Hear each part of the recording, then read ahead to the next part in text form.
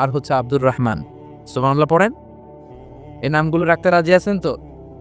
আব্দুল্লাহ, আব্দুর রহমান রাখবেন, নবীদের নামে নাম রাখবেন, সাহাবাদের নামে নাম রাখবেন, তাহলে ছেলেগুলো ভদ্র হবে, নামাজি হবে, ঠিক কি না? সৈয়দনা লোকমান তার ছেলেকে উপদেশ দিলেন 10টা। জোরে বলেন কয়টা? উপদেশগুলো আল্লাহর কাছে এত ভালো লেগেছে, আল্লাহ সরাসরি কোরআনে যেমন যেমন বাবা উপদেশ দিয়েছিল তেমন তেমন আল্লাহ তুলে ধরেছে। এজন্য সব বাবাদের উচিত ছেলেদেরকে উপদেশ দেয়া। ছেলে যত ছোটই হোক তার কানে আপনি ইসলাম পৌঁছে দেন, জন্মের পরে কানে আজান দেন, বয়স যখন 7 দিন আকিকা দেন। আকিকা অনেকে দেরি করে দেয়, কুরবানির সাথে দেয়, হ্যাঁ আদায় হবে, কিন্তু 7 দিনে দিলে সুন্নাত সম্মত আদায় হবে, ঠিক কিনা? না, 7 দিনে দিবে। 7ম দিনে মেয়ে হলে একটা খাসি, ছেলে হলে 2টা খাসি। বিশ্বনবীর সুন্নাহ নিয়ে আপনি থাকেন, এটার মধ্যে বরকত, রহমত, মার্সি, ব্লেসিংস আছে না নাই? 7 দিনের দিন নাম রাখবেন, আকিকা দিবেন, কোরআন শিখাবেন। ছেলে যখন বড় হবে ছেলের হাতে কোরআন তুলে দিবেন, ছেলেটা কোরআন বলা হবে।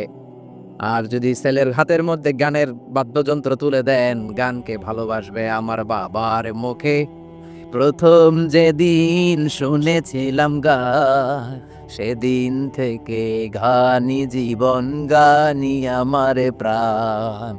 আমার মায়ের আদেশ বাবার মতো গাইতে হবে গান, সেদিন থেকে গানি জীবন, গানি আমার প্রাণ। তো গান জীবন প্রাণ তো হইবে। গান শিখাইছেন, কোরআন শিখান নাই, কপাল পোড়া। গান না শিখায়া ছেলেটারে যদি কোরআন শিখাতেন, ছেলেটা বলতো বাবার মুখে প্রথম যেদিন শুনেছি কোরআন, সেদিন থেকে কোরআনি জীবন, কোরআনি আমার প্রাণ, ঠিক না? এজন্য জীবনটা শুরু করবেন কোরআন দিয়ে, জীবন শুরু করবেন ইসলাম দিয়ে, তখনই ছেলেগুলো ভদ্র হবে। ছোট্ট অবস্থায় ইসলাম শিখান, ছোট্ট অবস্থায় নামাজ শিখান, নামাজি হবে, বড় হলে হবে না। এজন্য মুরব্বীরা বলে কাঁচা না নোয়ালে বাঁশ, পাকলে করে সব মুখস্থ। কাঁচা না নোয়ালে বাঁশ, পাকলে করে টাস টাস। আসলে কথাটা ঠিক। কামার যখন কাদামাটি দিয়ে পুতুল বানায়, একই কাদামাটি দিয়ে গ্লাস বানায়, একই কাদামাটি দিয়ে কামার জগ বানায়। যখন এটা কাদামাটি যেই কোনো শেপ দেওয়া যায়, যে কোনো স্ট্রাকচার দেওয়া যায়, এইটাকে আগুনে পোড়ানোর পরে যখন লাল হয়ে যায়, শক্ত হয়ে যায়, তখন এটার শেপ দেওয়া যায় নাকি? কোনো স্ট্রাকচার দেওয়া যায়? কারণ ওই যে নরম অবস্থায় আপনি ঠিক করেন নাই। আমাদের কাছে অনেকে পানি পড়ার জন্য আসে। কি জন্য পানি পড়া? কয় হুজুর পোলা কথা শোনে না। পোলার বয়স কত? কয় 30। আমি কে পানি পড়া না, আমারে বাইটটা মেশিন দিয়ে বাইটটা খাওয়াই দিল, এই পোলা মানুষ হবে না, ঠিকই না? কারণ সময় মতো নামাজ শিখান নাই। এখন এই ছেলে করবে টেন্ডারবাজি, এই ছেলে করবে চাঁদাবাজি, এই ছেলে হবে বাংলা ভাই, ইংরেজি ভাই, অঙ্ক ভাই,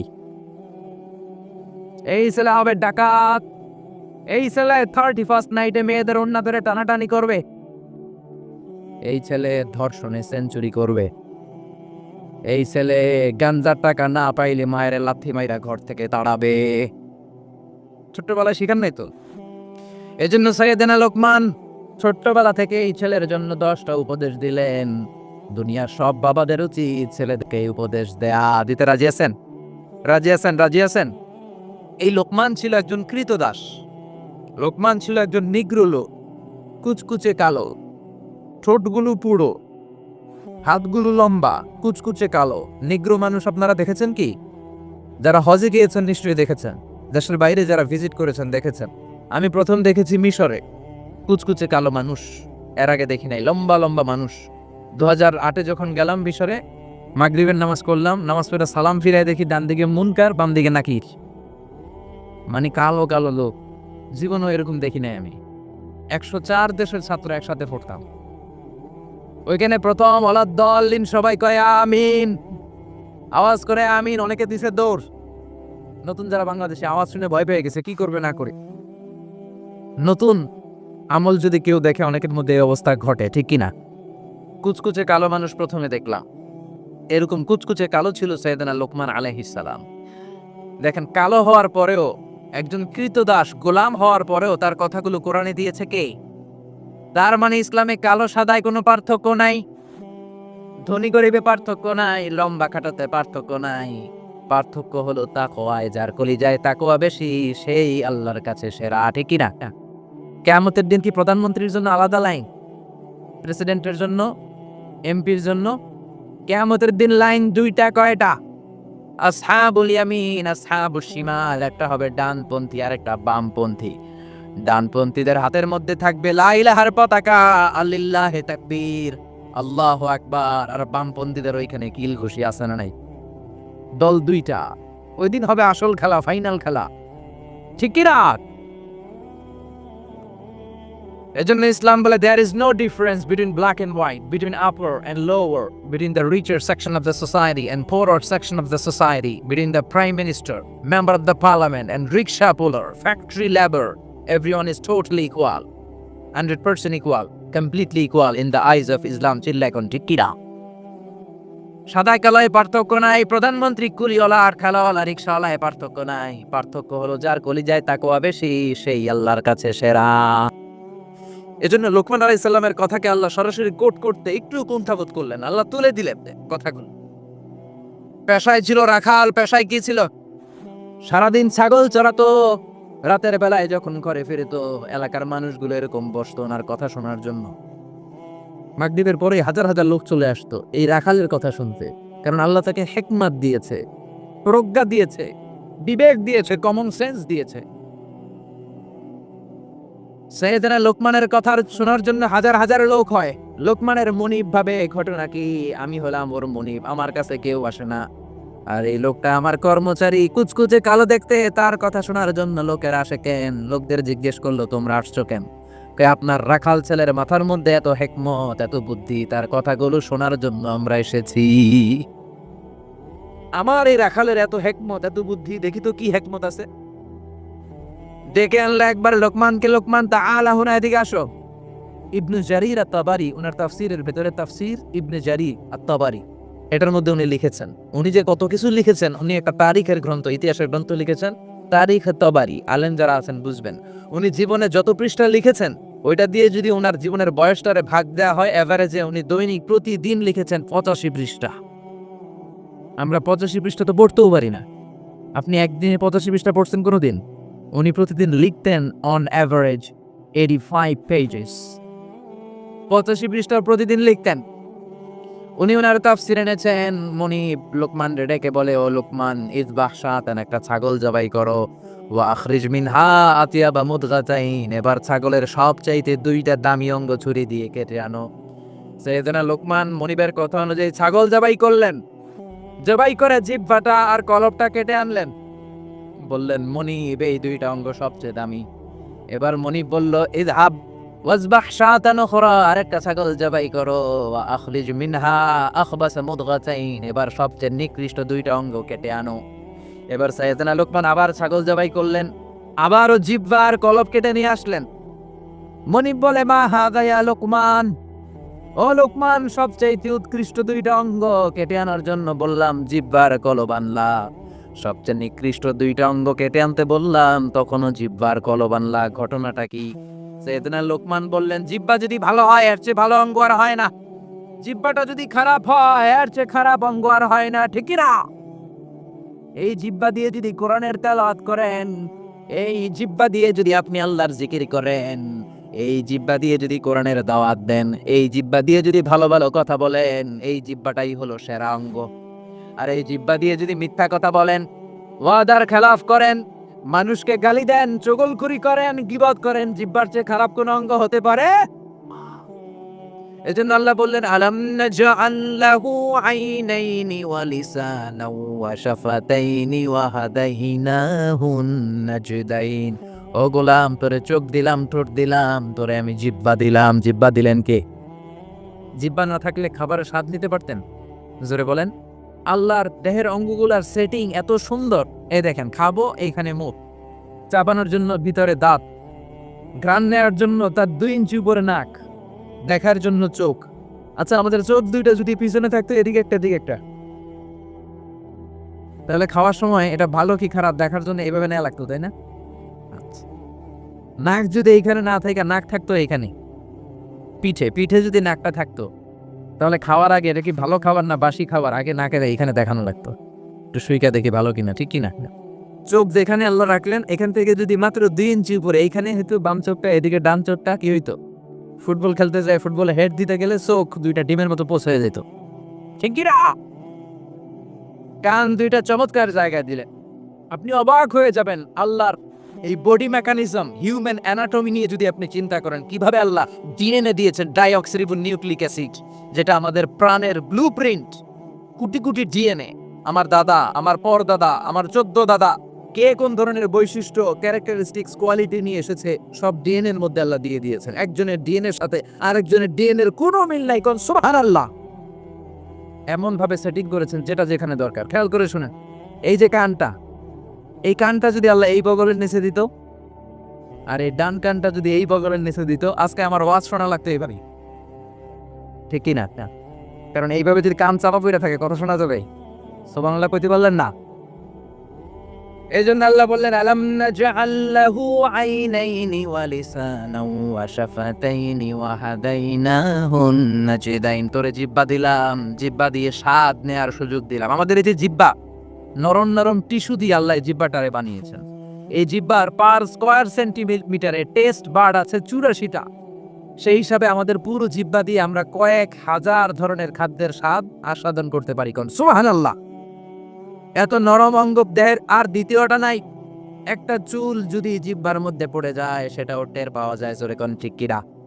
এজন্য রব্বুল আলামিন সাইয়েদনা মুসারে ডেকে বললেন, ও মুসা, তোর মেজাজ দিয়েছি গরম, কিন্তু জিহ্বা দিয়েছি নরম। ফেরাউনের কাছে যখন দাওয়াত নিয়ে যাবা, গরম মেজাজটা নিয়ে যেও না, নরম জিহ্বাটা দিয়ে নরম নরম ভাষায় দাওয়াত দিবা। فقولا له قولا لينا لعله يتذكر أو يخشى। ও মুসা, তুমি আর তোমার ভাই হারুন ফেরাউনের কাছে যখন যাবা, মেজাজ গরম দেখায় না। মেজাজ দিছি গরম, কিন্তু জিহ্বা দিছি নরম। নরম জিহ্বা দিয়ে নরম ভাষায় দাওয়াত দিবা, হয়তো ফেরাউনের কপালে খুলে যেতে পারে, ঠিক কি না? এই জন্য লোকমান জিহ্বা কেটে এনে বলল, জিহ্বাটা সবচেয়ে ভালো আবার সবচেয়ে খারাপ। কলব কেটে এনে বলল, কলবটা সবচেয়ে ভালো সবচেয়ে খারাপ। কলবে যদি আপনি আল্লাহরে বসান, এই কলবের ভেতরে যদি আল্লাহর জিকিরে বসান, এই কলবের মধ্যে যদি সবার জন্য ভালোবাসা থাকে, peace for all, love for all, no hatred for anyone, no jealous for anyone, কারোর জন্য ঘৃণা থাকবে না অন্তরে, সবার জন্য ভালোবাসা আছে না নাই?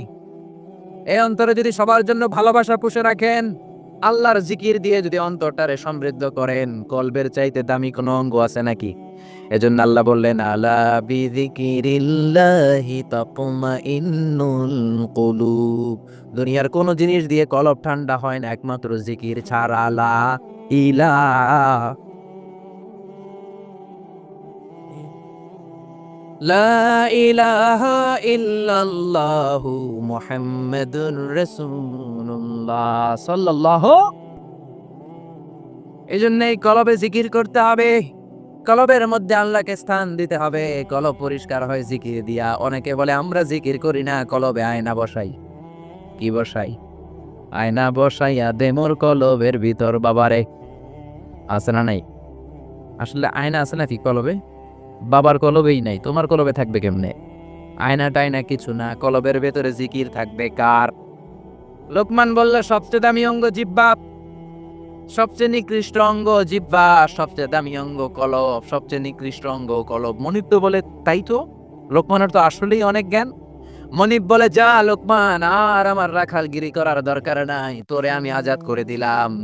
দিন রাত সারাদিন সারাক্ষণ মানুষকে তোর জ্ঞান বিলিয়ে বিলিয়ে মানুষকে তুই আলোকিত করে দে। সুবহানাল্লাহ। বাড়িতে যে বললেন, এজন্য আল্লাহ বললেন, ওয়ালাকাদ আতাইনা লুকমানাল হিকমাতা আনিশকুর লিল্লাহ ওয়া মান ইয়াশকুর ফাইন্নামা ইয়াশকুরু লিনাফসিহি ওয়া মান কাফারা ফাইন্নাল্লাহা গনিয়্যুন হামিদ। পড়েন সুবহানাল্লাহ। আল্লাহ বললেন, আমি লোকমানরে হিকমত দিয়েছি। কি দিয়েছি? কথা বলেন। হিকমত শব্দটার সাথে আপনারা পরিচিত না? আমরা কিন্তু বলি, এই কথা বলার সময় হেকমত খাটায়া বলবি। বলি না, বলি না, বলি না? হেকমত হলো কেমন করে কথা বলতে হয়, কিভাবে বলতে হয়, কোন জায়গায় কোনটা বলতে হয়, এটার নাম হলো হেকমত। নলেজ আর common sense is equal to wisdom, প্রজ্ঞা। হেকমতের বাংলা হচ্ছে প্রজ্ঞা, ইংরেজি হচ্ছে উইজডম। আপনার যে জ্ঞান আছে, জ্ঞানের সাথে যদি কমন সেন্সটারে কাজে লাগান, ওইটাই প্রজ্ঞা, তখনই আপনি ওয়াইজ ম্যান হয়ে যাবেন। ঠিক না?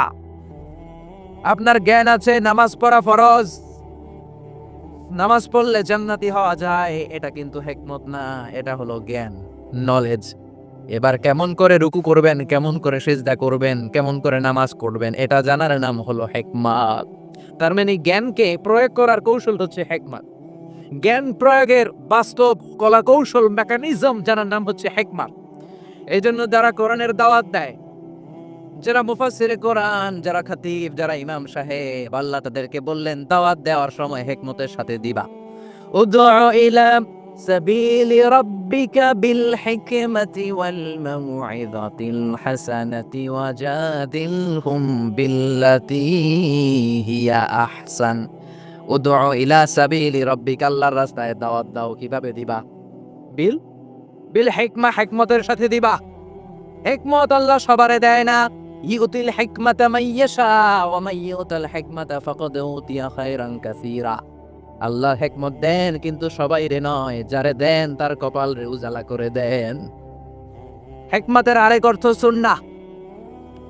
বিশ্বনবী ইউআল্লিমুহুমুল কিতাব ওয়াল হিকমা, কিতাব শিখাবে আর বিশ্বনবীর সুন্নাত শিখাবে। এই সব হিকমত আল্লাহ লোকমানকে দিয়েছেন। এজন্য রব্বুল আলামিন আমাদেরকেও হিকমত দেখ, আমরা চাই কি চাই না? চাই কি চাই না? সবাই পড়েন আল্লাহুম্মা উরযুকনা আল হিকমা। ও আল্লাহ, আপনি আমাদেরকে হিকমত দেন। পড়েন আমিন।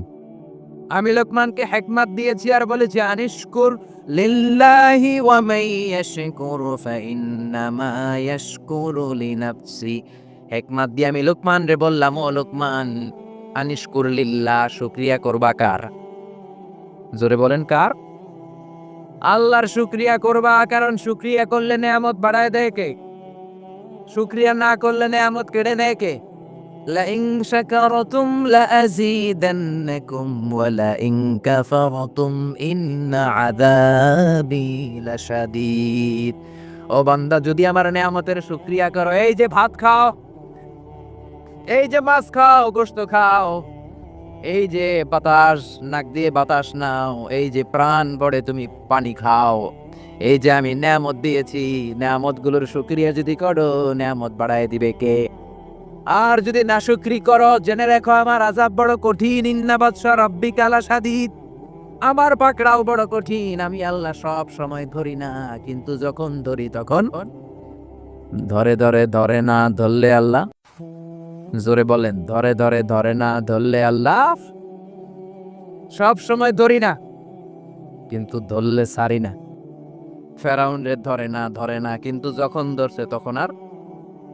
নমরুদ রে ধরে না কিন্তু যখন ধরছে মশার কামড় দিয়ে দুনিয়া থেকে শেষ। ফেরাউনকে সাগরের মধ্যে সুবানি খাওয়াইছে কে? আবরার বাহিনীকে আবাবিল দিয়ে ধ্বংস করলো কে? আবার কাবা ভাঙতে এলে পাঠাও আবাবিল। দাও খোদা দাও আমায় আবার উমার দারাজ দিল। আল্লাহু আকবার। তার মানে সব সময় ধরে না, অনেক ছাড় দেয়। ফামা হিলিল কাফিরিন আমহিলহুম রুয়াইদা, কাফেরদেরকে আমি ঢিল দেই, চান্স দেই, সময় দেই, দেখি ফিরে আসে কিনা, দেখি তওবা করে কিনা, দেখি মসজিদে ঢুকে কিনা, দেখি নামাজি হয় কিনা, দেখি ভালো মানুষ সাজে কিনা। জোরে কোন ঠিক কিনা? আমরা যখন ঘুড়ি উড়াই, হাতে থাকে কি? নাটাই থেকে আমরা সুতায় ঢিল দেই, তাই না? ঘুড়ি ডানে যায়, বায়ে যায়, কি আরাম, উঠতেছে এই আকাশে, এদিকে যায় ওদিকে যায়। তার মানে কি এই যে ঘুড়ির আর ফিরে আসা লাগবে না? আসা লাগবে কি লাগবে না? সুতা আমরা ঢিল দেই, ঘুড়ি আকাশে উড়ে।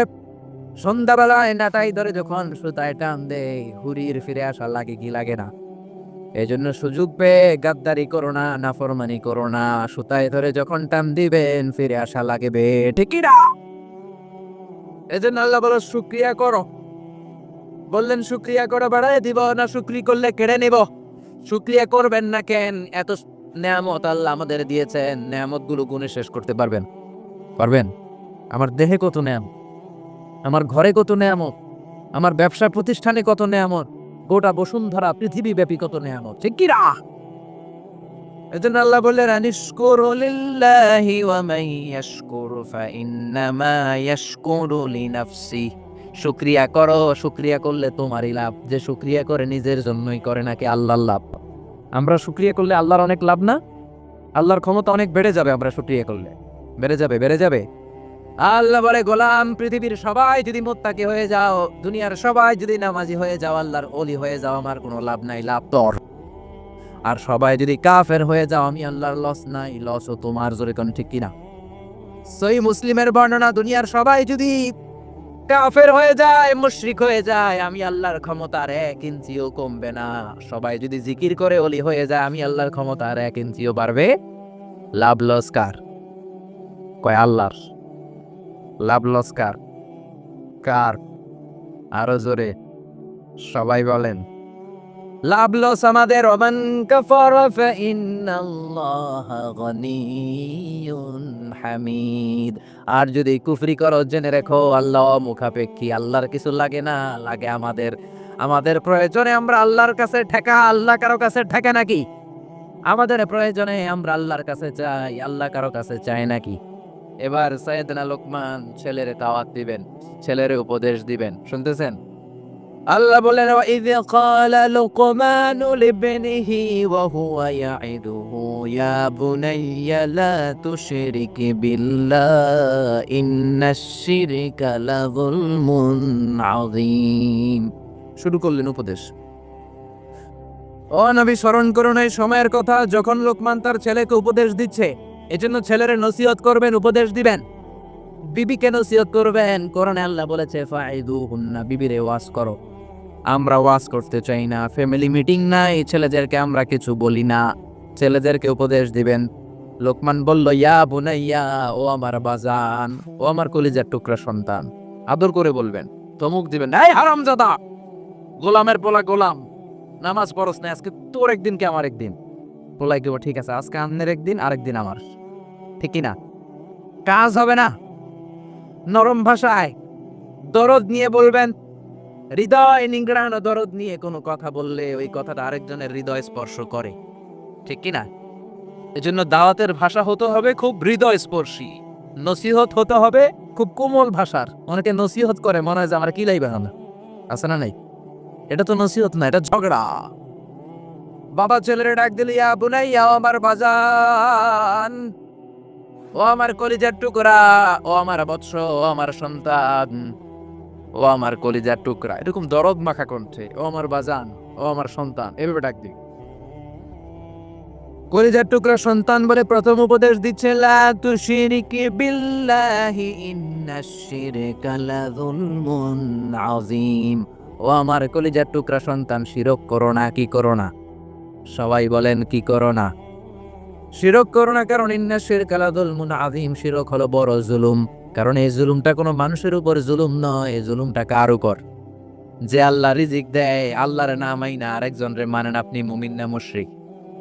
যে আল্লাহ আপনার স্রষ্টা, তার ইবাদত না করে আরেকজনের ইবাদত করেন, আপনি মুমিন না মুশরিক? এজন্য বললেন লা তুশরিক বিল্লাহ, শিরক করো না। খেয়াল করবেন, সবচেয়ে জরুরি জিনিস আগে বলতে হয়। এই জিনিসটা অনেক জরুরি। শিরক কিন্তু অনেক ভয়ঙ্কর। শিরক হচ্ছে ভয়ঙ্কর ঈমান বিধ্বংসী মারণাস্ত্র। এই শিরক যদি আপনি করে ফেলেন, আপনার সব শেষ। এজন্য প্রথমে শিরকের কথা বললেন। শিরক হলো ঈমান বিধ্বংসী মারণাস্ত্র। এইডসের চেয়েও ভয়ঙ্কর, ক্যান্সারের চেয়েও ভয়ঙ্কর। ক্যান্সারের অ্যান্সার আছে, শিরকের কোনো অ্যান্সার নাই। ঠিক কিনা? বিশ্বনবী বলেন আখফা মিন দাবিবিন নামাল, পিঁপড়ার চেয়েও গুটি গুটি পায়ে তোমার দেহের ভেতরে এই শিরক নামক ভাইরাস ঢুকে তোমার ঈমানকে সারখার করে দিবে। ঠিক কিনা? এজন্য কখনোই কোনোভাবেই শিরক করা যাবে। আমরা যখন নামাজে দাঁড়াই, আল্লাহ বলে নামাজ পড়ে পড়িস, আগে বল শিরক করস কিনা। আমরা বলি ওয়াজ্জাহাতু ওয়াজহিয়া লিল্লাযী ফাতারাস সামাওয়াতি ওয়াল আরদা হানিফাও ওয়া মা আনা মিনাল মুশরিকিন। আমরা বলি ও আল্লাহ, ওয়া মা আনা মিনাল মুশরিকিন, আমরা শিরক করি। আবার যখন আমরা হজ করতে যাই, ইজার পরে রিদা পরে হজের জন্য যাই, আল্লাহ বলে হজ পরে করিস, আগে বল শিরক করস কিনা। আমরা বলি লাব্বাইক আল্লাহুম্মা লাব্বাইক, লাব্বাইক লা শারীকা লাক লাব্বাইক, ও আল্লাহ কোনো শরীক করি না। কোনো শিরক করি না, কোন সুবহানাল্লাহ। এজন্য আল্লাহ বললেন ইন্নাল্লাহা লা ইয়াগফিরু আন ইউশরাকা বিহি ওয়া ইয়াগফিরু মা দুনা যালিকা লিমান ইয়াশা। আল্লাহ চাইলে সব গুনাহ ক্ষমা করে দিতে পারেন, শুধু শিরকের গুনাহ ছাড়া। কোন গুনাহ ছাড়া? আরো জোরে বলেন। আল্লাহ সব গুনাহ মাফ করেন, কিন্তু শিরকের গুনাহ মাফ করেন। এজন্য হাদিসে কুদসিতে আল্লাহ বললেন, পাহাড় পরিমাণ গুনাহ নিয়ে যদি কিয়ামতের দিন আমার সামনে হাজির হয়ে যাও, ওই গুনার মধ্যে যদি শিরকের গুনাহ না থাকে, আমি আল্লাহ পাহাড় পরিমাণ ক্ষমা আর দয়া নিয়ে তোর কাছে হাজির হয়ে যাব।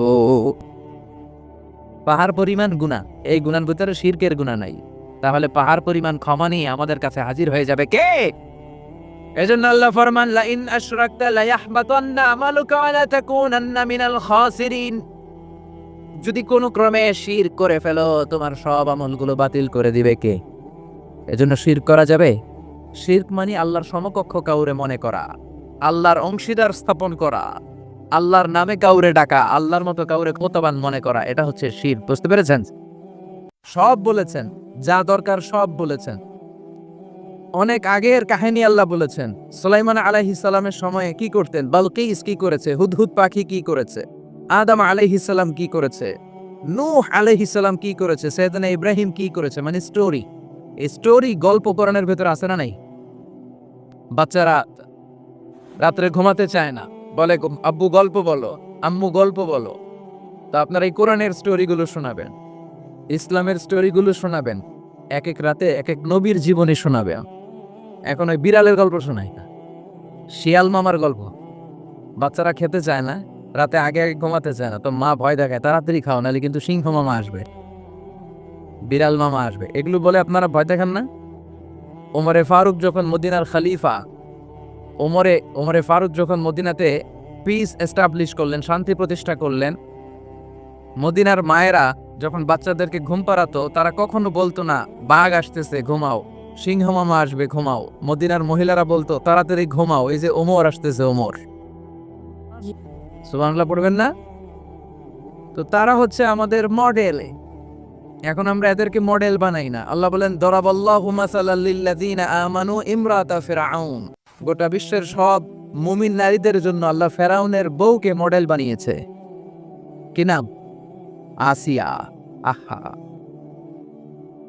আল্লাহর সামনে একবার মাথা নত করেছে, পৃথিবীর কোন শক্তির সামনে মাথা নত করে নাই।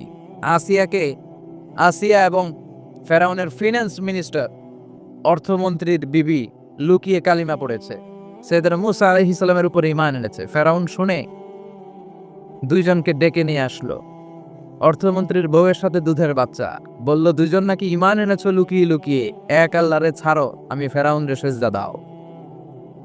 এরা বলল জীবন যাবে কিন্তু ঈমান যাবে না, জীবন দিব কিন্তু ঈমান দিব। প্রথমে ধরলো অর্থমন্ত্রীর বউকে, তাড়াতাড়ি আমার পায়ে সিজদায় লুটিয়ে পড়ো। সে বলে না, জীবন যাবে ঈমান যাবে না। বললো তাই নাকি, দেখি তোমার ঈমানের কত পাওয়ার। জল্লাদরে বলল কড়াইয়ের ভেতরে আগুন গরম করো, তৈল গরম করো, দুধের বাচ্চাটারে টেনে নিয়ে তেলের মধ্যে ছেড়ে দাও।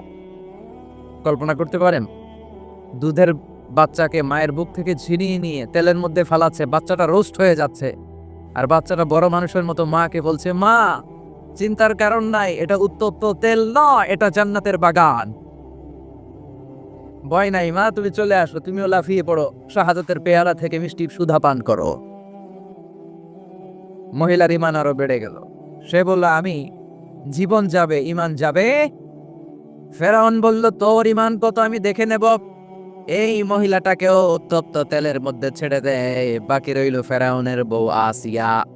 আসিয়ারে ফেরাউন বলল আসিয়া এক আল্লাহর ইবাদত ছাড়ো, আমারে সেজদা দাও। আসিয়ারও এক কথা, জীবন দিব ঈমান দিব।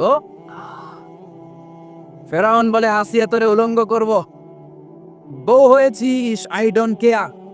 হাজার হাজার মানুষের সামনে নিজের বউকে উলঙ্গ করলো, তক্তার মধ্যে উলঙ্গ বউকে শুইয়ে হাতের মধ্যে পেরেক ঢুকালো, পায়ের মধ্যে পেরেক ঢুকালো, এক একটা পেরেক ঢুকায় তক্তার মধ্যে ছিদ্র হয়ে ঢুকে আর ফিনকি দিয়ে রক্ত বেরায়। আসিয়া চিৎকার মারে। ফেরাউন বলে তাড়াতাড়ি আসিয়ারে তেলের মধ্যে ফেল। আল্লাহ বললেন জিব্রাইল যা জান্নাতটা তুলে নিয়ে আসিয়ার চোখের সামনে ধর, আমার আসিয়া জান্নাত দেখে দেখে যেন আমার কাছে আসে। মালিক তুমি জান্নাতে, তোমার পাশে আমায় একটি ঘর বানিয়ে দিও, একটি ঘর বানিয়ে দিও, সে বিভীষিকাময় মহাদিনে তোমার কাছে তুমি টেনে নিও। মালিক তুমি জান্নাতে, তোমার পাশে আমায় একটি ঘর বানিয়ে দিও। পড়েন আমিন। এই জন্য আসিয়াকে রব্বুল আলামিন গোটা বিশ্বের সব নারীদের জন্য মডেল বানালেন। তার মানে কাফেরের বউ মুমিন নারীদের মডেল, আবার নবীর বউ লূত আলাইহিস সালামের বউ নূহ আলাইহিস সালামের বউ কাফের নারীদের মডেল। সুবহানাল্লাহ কইবেন না? এজন্য ইসলাম হচ্ছে অনেক ব্রড মাইন্ডে। এই কোরআনের মধ্যে আল্লাহ সব দিয়েছে, আপনার যা দরকার। এই ফেরাউনের স্টোরিগুলো কোরআনের ভেতরে আছে না নাই? নূহ আলাইহিস সালামের ঘটনা আছে না নাই? তো বাচ্চাদেরকে সিংহ মামার গল্প, বিলায়ের গল্প না শুনে কোরআনের গল্প শোনাবেন, নবীদের গল্প শোনাবেন। ছেলেগুলো ভদ্র হবে, ইসলাম শিখবে, আল্লাহওয়ালা হবে। চিল্লা এখন ঠিক কিনা? যা দরকার আল্লাহ সব বলে দিলেন, আর বললেন বাস যা বলার সব বলে দিছি, নতুন করে আর কিছু বলবো না, মারামারি করার কোনো সুযোগ নাই। চিল্লা এখন ঠিক কিনা? আমরা এখন ফতুয়া দিতে ব্যস্ত, বলি ও কাফের, ও কাফের, ও 10 কারণে কাফের, ও 20 কারণে কাফের। এই কাফের মরলে তার কবর দেয়া হলে কবরের উপর যে ঘাস উঠবে মাটিতে, ওই ঘাস যদি কোনো গরু খায়, ওই গরু যে দুধ দিবে, দুধ যে খাবে, ওইটাও কাফের। এরকম উল্টাপাল্টা ফতোয়া আছে না নাই? এগুলো করা যাবে না, কোরআনের পথে আসতে হবে। কোরআন হচ্ছে আমাদের জন্য সমাধান। যা দরকার সব দিলেন। সাগরের অতল গহ্বরে কি আছে, প্রশান্ত মহাসাগরের নিচে কি আছে, পোয়েটোরিকোতে কি আছে, আটলান্টিকের মারিয়ানা ট্রেঞ্চে কি আছে, আটলান্টিকের ঝঞ্ঝা বিক্ষুব্ধ সাগর বারমুডা ট্রায়াঙ্গেলের ভেতরে কি আছে, আল্লাহর কোরআনে আছে না নাই? কেমনগুলো তিমি মাছগুলো ঘুরে সাগরের ভেতরে কি কি খনিজ সম্পদ দিয়েছেন, কি কি পানি দিয়েছেন, কোথায় কোথায় ক্যাকটাস দিয়েছেন। জিওগ্রাফিক্যাল চ্যানেলগুলো লোকজন দেখতে চান, এগুলো দেখবেন। দেখবেন যে সাগরের ভিতরে কত অভূতপূর্ব, কত কিসিমের, কত ডিজাইনের মাছ আল্লাহ বানিয়েছে। একটা মাছের কালারের সাথে আরেকটার মিল নাই। কোনোটা সোনালী, কোনোটা সবুজ, কোনোটা কালো, কোনোটা সাদা। আবার এমন মাছ আছে ওই মাছের মধ্যে টাচ করলে ইলেকট্রিক্যাল শক করে। কোন সুবহানাল্লাহ। ওই মাছ আপনি ধরতে পারবেন না। ওই মাছ যদি আপনি ধরেন ইলেকট্রিক্যালি শক করবে, আপনাকে ছেড়ে দিতে হবে। আবার উড়ুকু মাছ আছে, উড়ুকু মাছ, এটা সাগরের উপর দিয়ে উড়ে, যতক্ষণ মন চায় উড়ে, আবার লাফ দিয়ে পানির ভেতরে ঢুকে চিল্লায় বলেন আল্লাহু আকবার। আল্লাহ বললেন সাগর জলের অতল গহ্বরের কথা বললাম, পৃথিবীর মধ্যে যা যা আছে, সাগরের কথা, মরুভূমির কথা, পাহাড়ের কথাও বললাম। বড় বড় পাহাড়ের কথাও কোরআনে আছে না নাই? আল্লাহ বললেন ওয়াজআলনাল জিবালা আওতাদা, পাহাড়কে আমি পেরেকের মতো বানিয়েছি। পেরেক যদি কাঠের মধ্যে ঢুকে দেন, পেরেকের বেশিরভাগ চলে যায় কাঠের ভিতরে, সামান্য মাথাটা বাইরে থাকে। ঠিক তেমনি পাহাড় দুনিয়াতে উপরে দেখা যায় যতটুকু, তার 3 ডবল মাটির নিচে পাহাড় থাকে। এটা আমরা জানি না। মাউন্ট এভারেস্ট 29,035 ফিট, কি বিশাল সাগর মাথা, নেপালে অবস্থিত। এই 29,035 ফিট যদি উপরে হয়, তার 3 ডবল পাহাড় আছে মাটির নিচে। চিল্লা এখন আল্লাহু আকবার। The biological aspect of mountains. কেমন করে আল্লাহ পাহাড় বানালেন? জাবালে আবু কুবাইস আল্লাহ প্রথমে বানালেন, যে পাহাড়ের ভেতরে মক্কার কাবা ঘরের যে হাজারে আসওয়াদ, বন্যার সময় এই পাহাড়ের ভেতরে আল্লাহ লুকিয়ে রেখেছিলেন। এই সিলসিলাতুল জিবাল এখান থেকে শুরু হলো। গোটা বিশ্বের সব জায়গায় আল্লাহ পাহাড় ছড়িয়ে দিলেন, মরুভূমি ছড়িয়ে দিলেন। মহাকাশের কথা আল্লাহ বললেন, সুপারনোভার কথা আল্লাহ বললেন, ব্ল্যাক হোলের কথা আল্লাহ কোরআনে বলেছেন। এই যে বিশাল বিশাল তারার কথা আমরা শুনি, সূর্য পৃথিবী থেকে 13 লক্ষ গুণ বড়। ব্যাটেল জিউস, ইটা ক্যারিনা, বৃহস্পতি, কত বড় বড় তারা। এই তারাগুলো ঘুরতে ঘুরতে ব্ল্যাক হোলের রেঞ্জের মধ্যে যদি ঢুকে যায়, ছোট্ট বাচ্চার মুখে চকলেট দিলে বাচ্চা চকলেট যেমনি চুষে ফেলে, ব্ল্যাক হোল এই বিশাল দৈত্য আকারের তারাগুলোকে 1 সেকেন্ডের মধ্যে চুষে শেষ করে ফেলে। এই কথাগুলো কোরআনে আছে না নেই? তাহলে সাগরের নিচের কথা বললেন, পৃথিবীর উপরে যা দেখা যায়, বায়োলজিক্যাল অ্যাসপেক্ট অফ মাউন্টেন্স এর কথা বললেন, ডেজার্টের কথা বললেন, সাহারা মরুভূমির কথা বললেন, পাখির কথা বললেন, প্রাণীর কথা বললেন। আমাদের যা দরকার সব কোরআনে দিয়েছে কে? মায়ের পেটে আমরা ছিলাম। Embryology, how the little embryo develops in mother's womb. মায়ের পেটে বাচ্চা কিভাবে বড় হয় সেটাও বললেন। এজন্য কোরআন হচ্ছে আমাদের জন্য সমাধান। আপনি যত বিপদেই পড়েন, কোরআনের ভেতরে সমাধান আছে না নাই? সমাধান চাও যদি জীবনে, মরণে ফিরে যাও, খুঁজে নাও চোখ রাখো কোরআনে। If you want a solution this dunya and akhirah, go back, have a look to the holy Quran. সুবহানাল্লাহ। এজন্য ইসলামকে আপনি কোন একটা গণ্ডির মধ্যে সীমাবদ্ধ করতে পারবেন না। শুধু বাংলাদেশের ইসলামটা দেখেই আপনি পুরো ইসলামের ব্যাপারে একটা ব্রড সেন্স আনতে পারবেন না। আপনি হজে যান, উমরায় যান, দেখবেন কত দেশের মানুষ, কত মতের মানুষ, কত দলের মানুষ, কত মাযহাবের মানুষ। আব্দুর রহমান সুদাইস নামাজ পড়াচ্ছে, তার পেছনে আমরা যারা নিচে বাঁধি তারাও আছি, উপরে বাঁধে তারাও আছে, যারা বাঁধে না তারাও আছে, ঠিক কি না? যারা আমিন বলে তারাও আছে, আমিন আসতে বলে তারাও আছে, যারা দাড়ি বড় রাখে তারাও আছে, রাখে না তারাও আছে, ক্লিন শেপ যারা মারে তারাও আছে, শার্ট পরে যারা চলে তারাও আছে, টি শার্ট পরে তারাও আছে, জুব্বা পরে তারাও আছে, পুরুষ আছে, নারীও আছে, সুন্নি আছে, শিয়া আছে, কিন্তু মারামারি নাই, ঠিক কিনা? তো হজে যে যেটা দেখলেন ওইটা দেশে আনা যায় না একটু কষ্ট করে? হজের মধ্যে যে শিক্ষাটা আপনি গ্লোবাল ইসলামকে দেখলেন। ইসলাম হচ্ছে গ্লোবাল, বিশ্বজনীন, কালজয়ী ধর্ম। এটাকে একটা ছোট্ট জায়গার মধ্যে, একটা দেশের মধ্যে, সিঙ্গেল টেরিটরির ভেতরে, একটা মতের ভেতরে সীমাবদ্ধ করার কোনো সুযোগ নেই। চিল্লায় বলেন ঠিক কিনা? বিশ্বনবী যা শিখিয়েছেন তাতেই কল্যাণ। যতগুলো সুন্নাত বিশ্বনবী দেখিয়েছেন ততগুলোই কল্যাণ। কেউ বিশ্বনবীর এই সুন্নাতটা মানবেন, আপনারা আরেকটা মানলেন, সবার মধ্য দিয়ে সুন্নাত জীবিত থাকবে। সুবহানাল্লাহ চিল্লায় পড়েন। এজন্য ইসলাম নিয়ে দলাদলি করবেন না তো। দলাদলি তারাই করে যারা কূপ মন্ডুক, কুয়ার ব্যাং যখন কোনো কুয়াতে পড়ে, ব্যাং মনে করে এইটাই পৃথিবী। কারণ হচ্ছে দেখতেছে ছোট্ট একটা কুয়া, গোটা বিশ্বের বিশাল আয়তন আকৃতি তো ব্যাঙের চোখে পড়ে না। কুয়ার ভেতরে ব্যাং পড়লে ব্যাং কি মনে করে? এটাই পৃথিবী, এইটাই, এটার বাইরে কোনো পৃথিবী নাই। তা আপনাকে অনেক পড়তে হবে, পড়া শুরু করলে শেষ নাই। জিসকা সবক লি লিয়া উসকি তারা ছুটি নেই। একবার যদি সবক তুমি নিয়ে দাও তোমার কোনো ছুটি নাই, ঠিক কি না?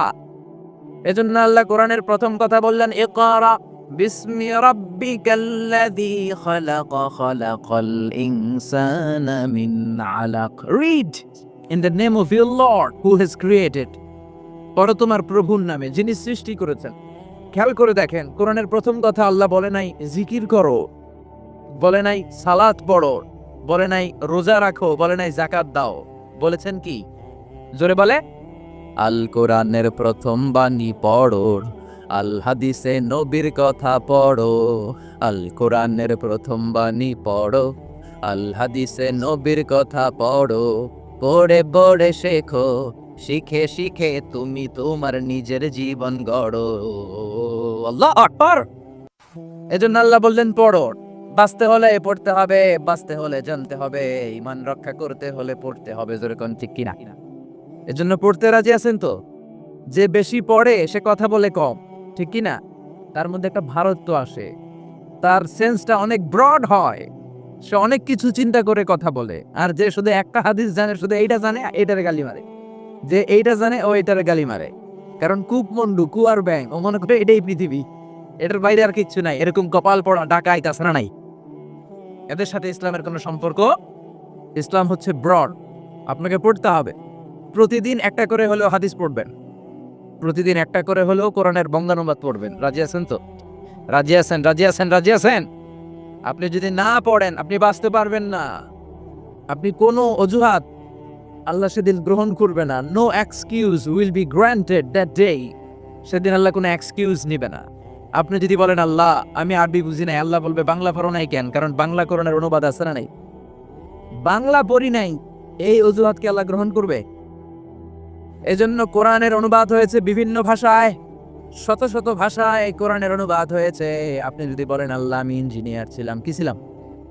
আমি অনেক ব্যস্ত ছিলাম। আল্লাহ আপনার চেয়েও বড় ইঞ্জিনিয়ার দেখাই দিবে। খুররম জাহফুরাত পাকিস্তানের অনেক বড় একজন ইঞ্জিনিয়ার, কাবা ঘরের প্রজেক্ট ডিজাইনার ছিলেন। উনি কোরআনের উপর বই লিখেছেন, তাফসীর লিখেছেন। আল্লাহ বলবে ও এত বড় ডিজাইনার ইঞ্জিনিয়ার হয়ে কোরআন পড়তে পারে, তুই পারলি না কেন? ঠিক কি না?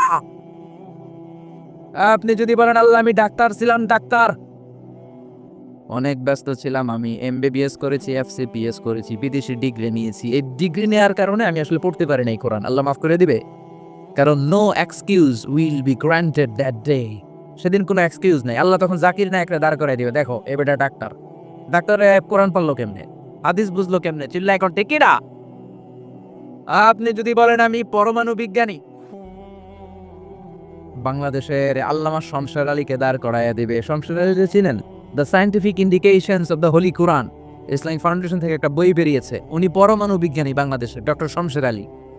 উনি পরমাণু বিজ্ঞানী হয়েও কোরআন বুঝে, তুই বুঝলি না কেন? কেন হিন্দু ভাই যদি কেউ এসে থাকো আমার মাহফিলে, তোমারও আল্লাহ ধরবে, কোরআন পড়লি না কেন? আপনি বলবেন আল্লাহ আমি হিন্দু, আপনারও ছাড়বে না।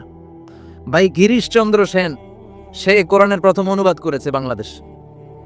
তারপরে কৌমিতেও পড়ায়, আলিয়াতেও পড়ায়, একটা হাদিসের কিতাব আছে মিশকাতুল মাসাবি, এটার প্রথম বঙ্গানুবাদ করেছে হিন্দুর বেটা হিন্দু গিরিশচন্দ্র সেন। হিন্দু হইয়া কোরআন পারে, তুই পারলি না কে? ঠিক কি না? এজন্য কোনো অজুহাত আল্লাহ নিবে না, কোরআন জানতেই হবে, কোরআন মানতেই হবে, কোরআন আপনাকে বুঝতেই হবে। কোরআন পড়লে আপনারে জান্নাতি বানায় দিবে কে? আল্লাহ আমাদেরকে বোঝার তৌফিক দান করুন। আজকে সভাপতি মাওলানা মোহাম্মদ নুরুল ইসলাম, সাবেক খতিব, নাগাইশ কেন্দ্রীয় ঈদগাহ, অসুস্থ। আচ্ছা, আল্লাহ ওনাকে সুস্থ করে দেখ।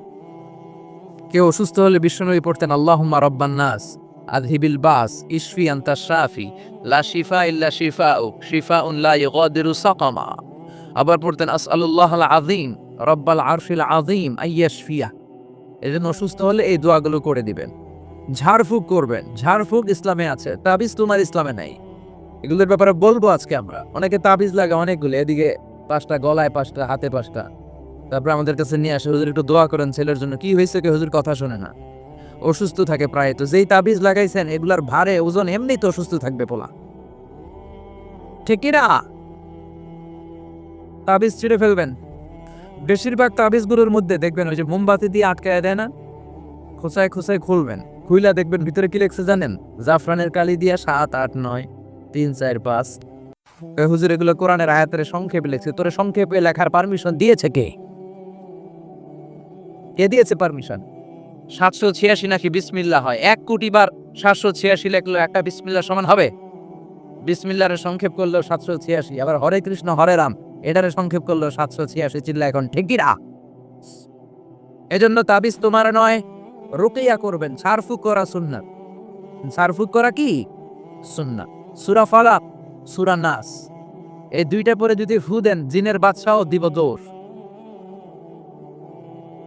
ছোট্ট বাচ্চারা যদি জিনে ধরে, পরিতে ধরে, আয়াতুল কুরসি পরে ফু দেন, জিনের 12টা বাজায় দিবে কে? এগুলো পড়তে চায় না। বিশ্বনবী হাসান আর হোসেনকে এই দোয়াগুলো পড়ে ফু দিতেন। হাসান হোসেনকে তাবিজ পড়ায় নাই কখন।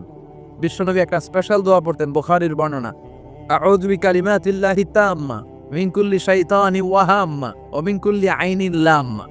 এই যে যারা মোবাইলে রেকর্ড করছেন, রেকর্ড হয়ে গেছে না? আমি যে বললাম বাসা যে মুখস্থ করবা, মায়ের শিখাবা, ছোট্ট বাচ্চারা শিখাবা।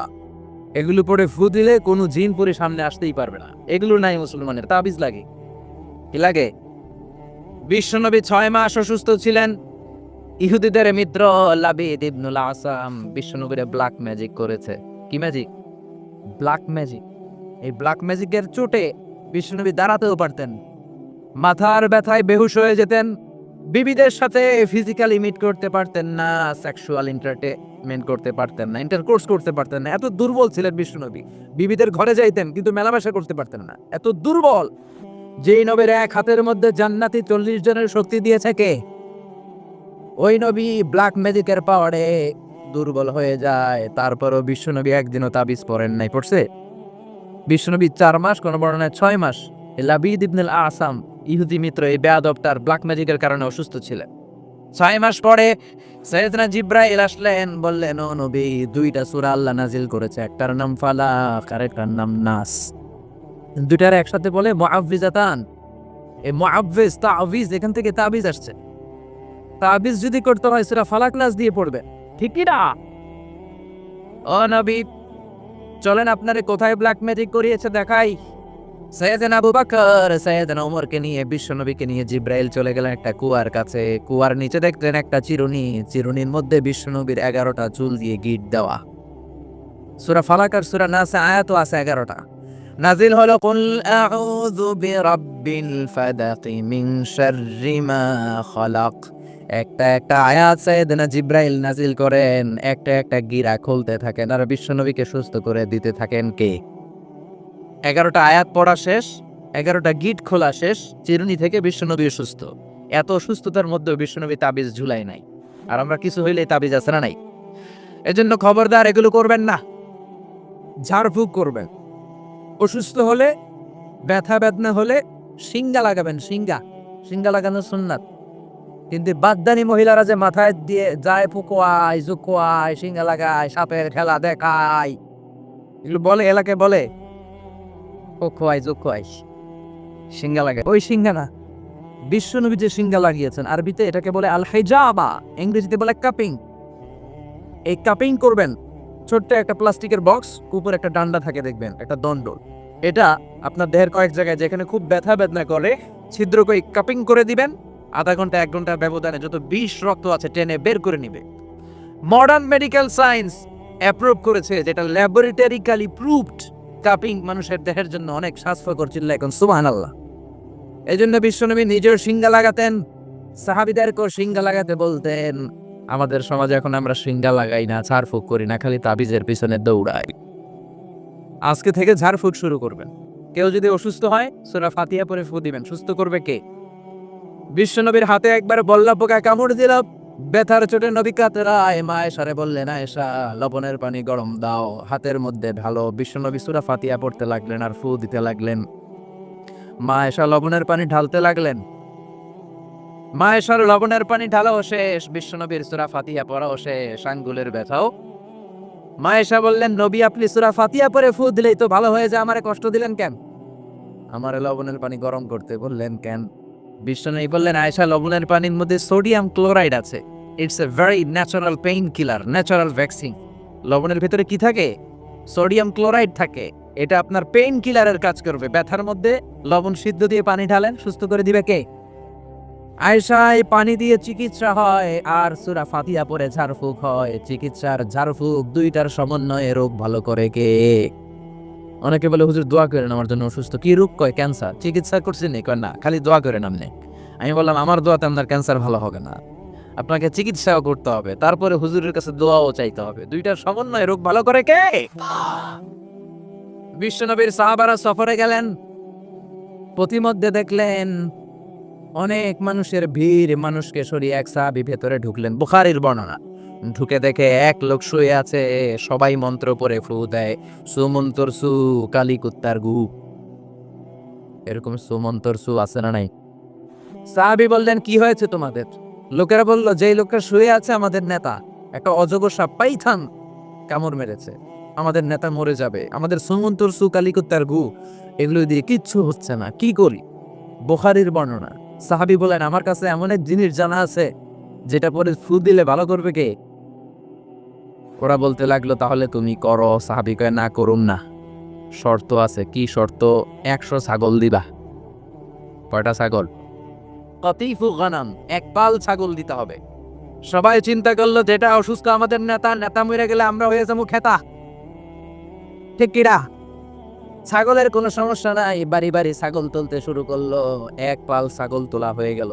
এবার সাহাবীরা ডেকে বলে, যাও ঝাড়ফুঁক করো। বিশ্বনবীর সাহাবী ওযু করে জিজ্ঞেস করলো, কোন জায়গায় কামড় দিয়েছে? পায়ের এই জায়গায় কামড় দিয়েছে।